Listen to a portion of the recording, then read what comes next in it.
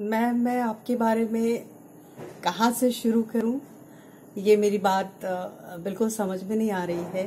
ये वैसे ही बात होगी जैसे सूरज को दिया दिखाना। और सच तो ये है कि अगर आपके बारे में बात करूं तो मेरी सारी ज़िंदगी ख़त्म हो जाए, लेकिन आपके बारे में, आपसे जो कुछ सीखा है, आपसे जो कुछ जाना है, वो कम पड़ जाएगा। ये ज़िंदगी तो कम पड़ जाएगी, क्योंकि रीता गांगुली होने का मतलब है पूरी एक सदी, पूरा एक इंस्टीट्यूट, पूरी की पूरी एक इंसाइक्लोपीडिया। मैं छोटी छोटी बातें यहाँ शेयर करना चाहती हूँ इस मौके पे। बहुत बड़ा दिन है हमारे लिए, ये बहुत बड़ा फेस्टिवल है, त्यौहार है कि आपका आज जन्मदिन है। जैसे मैं जब एनएसटी में आई थी तो मैं उस रीता गांगुली को देखा करती थी बड़ी गौर से और बहुत डर डर के, छोटे गांव से, जो बहुत कायदे से, बहुत सुंदर सी तांत की, कॉटन की अच्छी अच्छी साड़ियाँ पहन के आती थी और बालों में एक फूल होता था। और जिस तरह से आप बैठती थी, जिस तरह से आप बात करती थी, जिस तरह से आप समझाती थी, वो जो मुद्राएं, वो जो भंगिमाएं, वो जो नैनों की बहुत कुछ जो चोर निगाहों से देखती थी। मैं सोचती थी इनके पास कितनी साड़ियाँ होगी। मैं बहुत कुछ, बहुत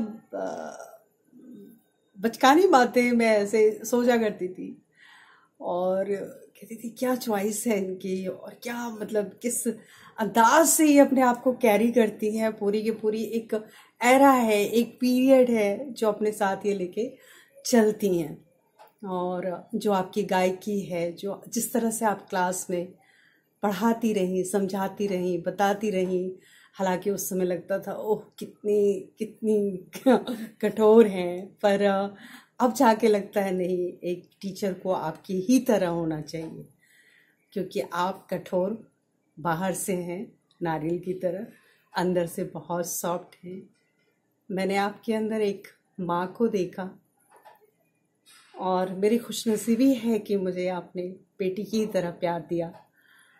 और मैं बहुत भावुक हो जाऊंगी, रो पड़ूंगी, रोक नहीं पाऊंगी। और ये साड़ी अगर आपको याद है, आपकी ही दी हुई साड़ी है। पता नहीं मैंने कैसे कैरी किया है, पर चाहती थी कि आपकी तरह, आप जैसे कैरी करती हैं उस तरह से थोड़ी सी, लेकिन वही है, गुरु तो गुरु होता है। और मैं तो क्या कहते हैं, एक वो थोड़ा सा ना, वो कहते हैं प्रतिबिंब, उससे थोड़ी सी, उससे एक ये कहना भी, सोचना भी गलत है कि मैं आप जैसी होना चाहती हूँ, क्योंकि वो होने में सदियां लगती हैं।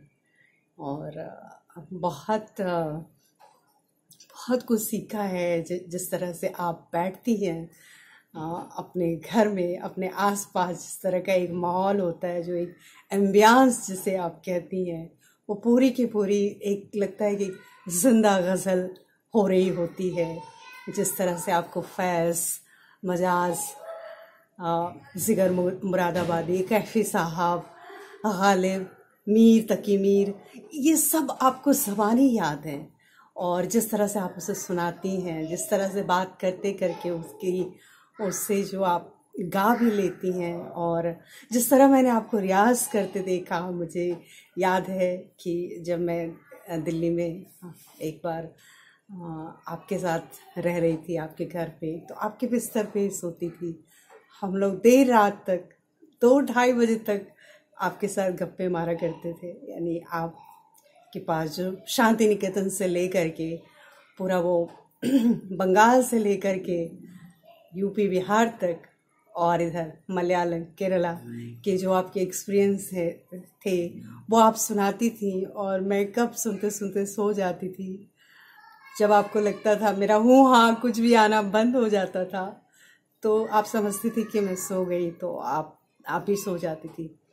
लेकिन मुझे लगता था कि मेरी अभी तो मेरी पलकें झपकी है और अगले ही पल से मुझे आपके तानपुरे की आवाज़ आनी शुरू हो जाती थी।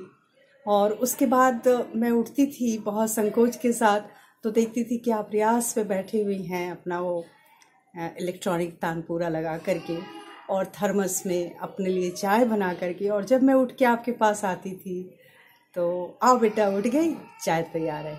मुझे बहुत शर्म भी आती थी। मैं इसके लिए बहुत कुछ कहना चाहती हूँ। बहुत से लम्हों पे ऐसा लगा कि जो मुझे करना चाहिए वो आपने मेरे लिए किया, और सीखना तो आपने सिखाया। मैं ये मानती हूँ मेरी ज़िंदगी में आप नहीं होती तो मैं बहुत पहले बिखर गई होती। जिस तरह मेरे बाबा के जाने के बाद किसी ने नहीं समझा, आपने कहा कि मैं समझ सकती हूँ बाबा से तुम्हारा क्या रिश्ता है और तुम मेरे पास आ जाओ। अपने पास मुझे कैलकाटा बुला लिया। बहुत तरह से, हर तरह से मुझे कैसे जीना चाहिए, मुझे कैसे काम करना चाहिए, मुझे कैसे सीखना चाहिए, वो आपने हर कोशिश की। जैसे एक अच्छी टीचर, एक अच्छी गुरु और एक अच्छी माँ। मेरे लिए खाना बनाना, आप जब भी आती हैं तो ये सोच के कि मैं अकेली रहती हूँ, ठीक से खाती नहीं, तो आपकी मछली से लेके हर वो बंगाली रेसिपी आपकी शुरू हो जाती है। और बहुत कुछ श्रृंगार के बारे में आपने सिखाया था कि कुछ स्त्रियां होती हैं जिन्हें गहनों की ज़रूरत नहीं होती है, और कुछ होती हैं कि कितना भी गहने पहना दो तो वो।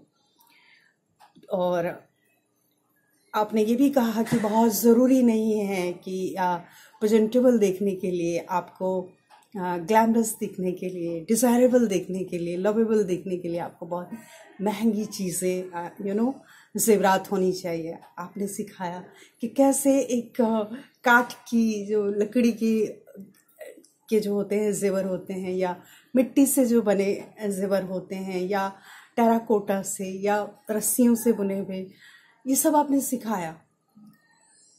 तो इसीलिए आज तक मुझे सोने और हीरे से कोई लगाव नहीं है। मेरे पास जो भी है इसी तरह की चीज़ें हैं जो बहुत सस्ती सस्ती, वो चाहे शांति निकेतन के हाट से लिया गया हो, चाहे दिल्ली हाट से लिया गया हो, ये सारी बहुत ही सिंपल और सस्ती चीज़ें हैं।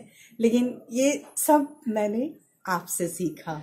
आप जिस तरह बताती थी, जिस तरह समझाती थी, और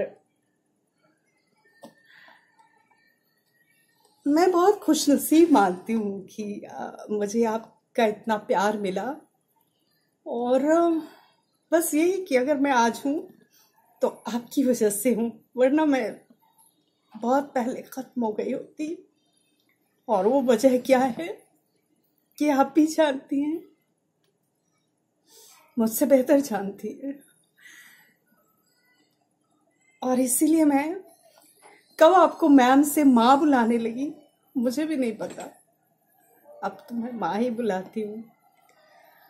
मैं आज के दिन भगवान से यही प्रार्थना करूंगी कि भगवान आपको लंबी आयु दे, हम सबके बीच रहने का, आपका साथ पाने का सौभाग्य बना रहे।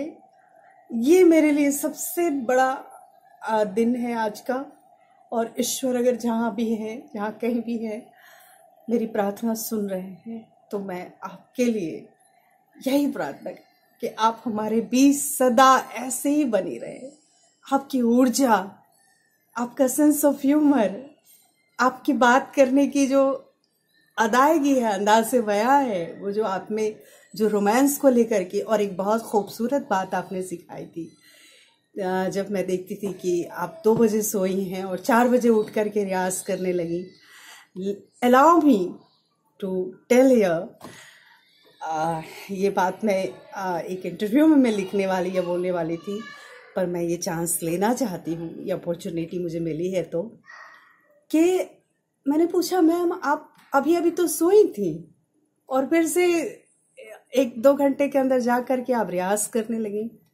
तो आपने कहा था कि 100 संभोग के बराबर एक रियाज सुख देता है। मैंने उस दिन बहुत कुछ सीखा था मैम, और यही वजह है कि मेरी ज़िंदगी में अगर कुछ इम्पॉर्टेंट है तो वर्क है। जब मैं काम करती हूँ, चाहे मेरा द्रौपदी हो, चाहे मेरा कोई भी सोलो प्ले हो, तो वैसे ही मैं रात भर भूत की तरह जाग करके काम करती हूँ, याद करती हूँ, रिहर्सल करती हूँ, रियाज करती हूँ, क्योंकि आपने कहा था, और जो सिर्फ कहा नहीं, वो मैंने भी महसूस किया कि जब हम रियाज करते हैं तो वो संभोग से भी बड़ा सुख है, संतुष्टि है। और क्या कहूँ, बहुत बातें हैं, पर एक साथ वो बस, और कुछ भी भूल चूक हुई हो, कुछ भी, आप माँ हैं, माफ़ कीजिए। और जिस तरह से आप दोनों हाथ सर पे रख के आशीर्वाद देती हैं, जीती रहना, अच्छे रहना, आज भी आप जहाँ हैं वहीं से वही कह दीजिए, जीती रहना, अच्छी रहना। मैं आपको यहीं से आपके दोनों पैरों को छू करके प्रणाम कह रही हूँ, चरण स्पर्श कह रही हूँ।